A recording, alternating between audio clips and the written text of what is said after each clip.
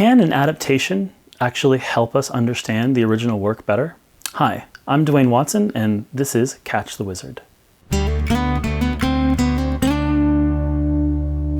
One of the great things about film and TV adaptations is that they give image, movement, and voice to the scenes and characters that live primarily in the imagination, providing a shared experience of a story to a wider audience. But this is also something that we need to be careful about, as adaptations' visualization of a book can then affect how we perceive the original text itself. This isn't necessarily a bad thing when it helps us understand a work in a new way, but it can cause us to misremember events from the text, often in unexpected ways.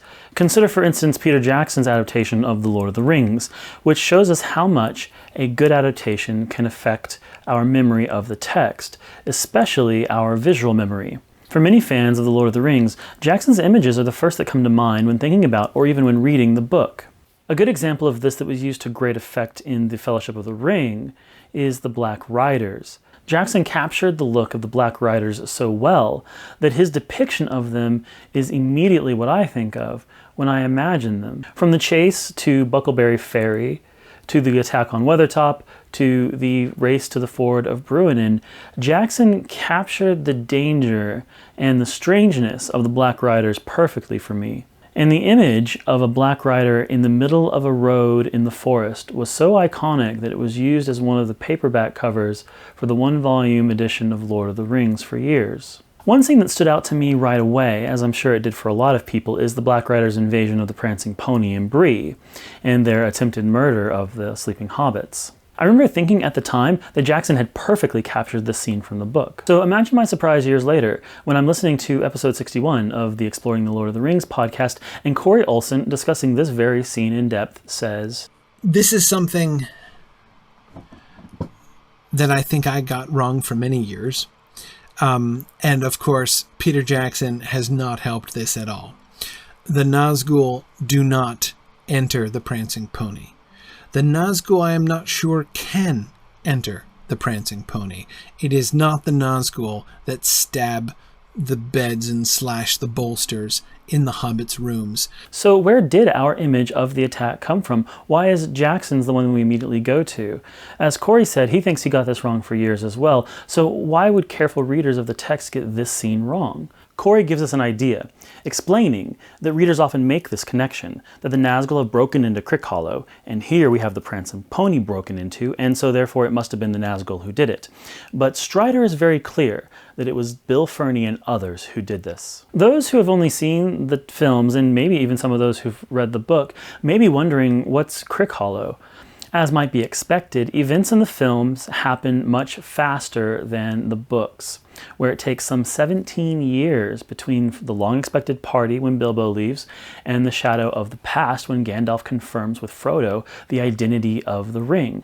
And it's another several months after that until Frodo decides to leave the Shire. During this time, a conspiracy forms amongst Frodo's friends, including Sam, Merry, and Pippin, as well as Fredegar Fatty Bulger, to discover what Frodo might be up to when he decides to sell Bag End to the Sackville Bagginses and move to a house at Crickhollow in Buckland, where the Brandybucks, including Merry and Frodo's mother, are from. When the conspiracy is unmasked and Frodo reveals his plan to leave the Shire for Rivendell, it is decided that Fatty Bulger will stay behind at Crickhollow so that people, including any nosy strangers, will think that Frodo is still at home. The chapter, entitled A Knife in the Dark, in which the attack on the hobbits at Bree occurs, actually begins at Crickhollow, and I think the imagery here will be familiar even to those who have only seen the films. As they prepared for sleep in the inn at Bree, darkness lay on Buckland.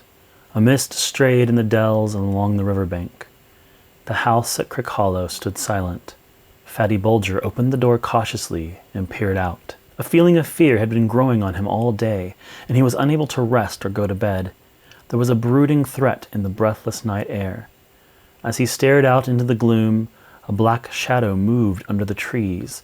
The gate seemed to open of its own accord and close again without a sound. Terror seized him. He shrank back, and for a moment he stood trembling in the hall. Then he shut and locked the door. The night deepened.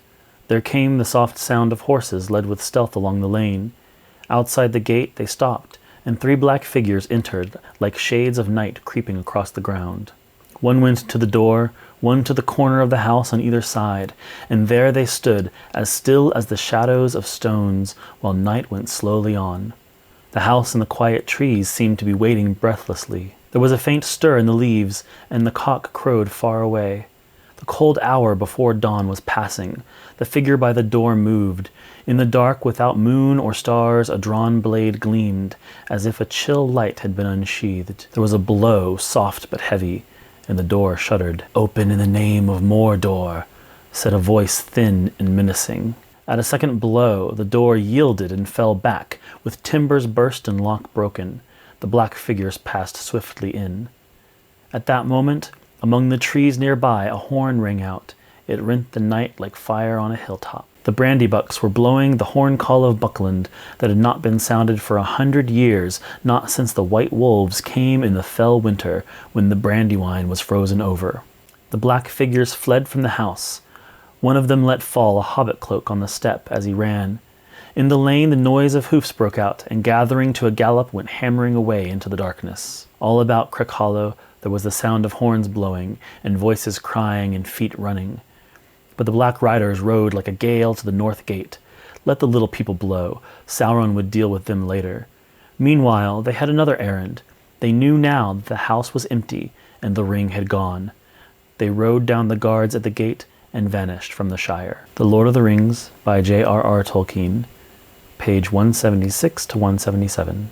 We can see that much of the imagery in this scene made it into the films. The encroaching mist, Fatty's terror, which is transferred to Barliman Butterbur, and even the Black Riders riding down the guards at the gate. What's missing, and this is very different, is the hobbits at Buckland actually standing up to the Black Riders and driving them away.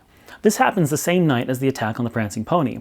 Frodo's sleep is disturbed by the noise of wind and the galloping of hoofs, and a horn blowing wildly. In the morning, Strider takes the hobbits back to their rooms, and they see the evidence of the attack. When they saw them, they were glad that they had taken his advice. The windows had been forced open and were swinging, and the curtains were flapping, the beds were tossed about, and the bolsters slashed and flung upon the floor. The brown mat was torn to pieces. The Lord of the Rings by J.R.R. Tolkien, page 177. Now, as Corey mentioned, Strider actually explains that he doesn't think the Nazgul will actually enter the inn, but that they may work through others. Quote, "Already some in Bree are in their clutch. They will drive these wretches to some evil work." Close quote. We can see this confirmed from the forcing open of the windows, something the Nazgul would be unlikely to do, as funny as the image of them sneaking through the window would be. But I still wondered where this idea of the Nazgul attacking the prancing pony might have come from. And that's when I remembered Ralph Bakshi's animated adaptation of The Lord of the Rings. Bakshi's film is interesting if flawed, and it deserves its own separate episode, but it was one of my earliest introductions to Middle-earth. Unlike the Rankin Bass TV movies, which I watched many times growing up, I had only seen Bakshi's film once before I bought it on DVD just after the release of Jackson's The Fellowship of the Ring. So let's take a look and see how Bakshi adapted the same scene from A Knife in the Dark. Here, the Black Riders don't ride down the gate, but we do get some cool shots from below of their horses as they ride slowly through Bree to the prancing pony. Bakshi has them do something different when they enter the inn as well. Instead of stalking past a cowering Butterbur, they do enter through the window, although instead of forcing it open, they do so incorporeally, suddenly appearing in the Hobbit's room. And here we see perhaps the best example of a direct parallel between Bakshi and Jackson, as both have the Nazgul ceremonially raise their swords before slashing up the bedding, and each have them scream in frustration when they discover Strider's ruse. Now I can see the possibility, were the scenes more different, that the two filmmakers could come to similar conclusions about adapting the text. While similarities between Bakshi's version and Jackson's are evident, we have to consider what evidence apart from comparison we have that Jackson was influenced by Bakshi's film. Jackson actually discusses this on the commentary to The Fellowship of the Ring during Bilbo's birthday party. My first introduction to The Lord of the Rings was when I saw the Ralph Bakshi cartoon film in 1978.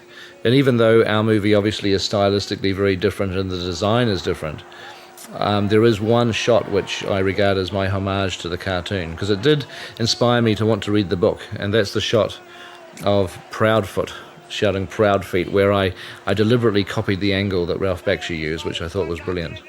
Given that Jackson acknowledges Bakshi's influence, it strongly suggests that, intentionally or not, Jackson used Bakshi's scene as a template for his own. That said, several differences stand out to me that highlight Jackson's skill as a filmmaker. First, I think Jackson makes great use of cuts to increase the tension, more directly implying that the hobbits are still in their own room than Bakshi does, although both do keep it a secret until the Nazgul discover the trick. Second, Jackson greatly emphasizes the fear of the hobbits. Bakshi instead has Frodo briefly wake up and give Strider a goofy grin before going back to sleep. Third, and this brings us back to the question of why changes are made in book adaptations, Jackson uses this scene to have Strider explain the Black Riders for the hobbits and for the audience. The book, with the leisurely pace of novels, has much more space to include extra situations that tell us what the Black Riders are like, such as Merry's encounter with a Black Rider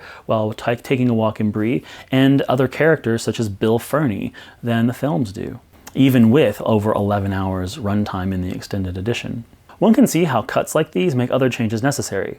If you cut out Fatty Bulger and Crickhollow and then in Bree cut out Bill Ferny at all, you still need someone to slash their beds while the hobbits stay with Strider. This gives the hobbits a reason to go with him to escape an immediate danger and begin to trust him.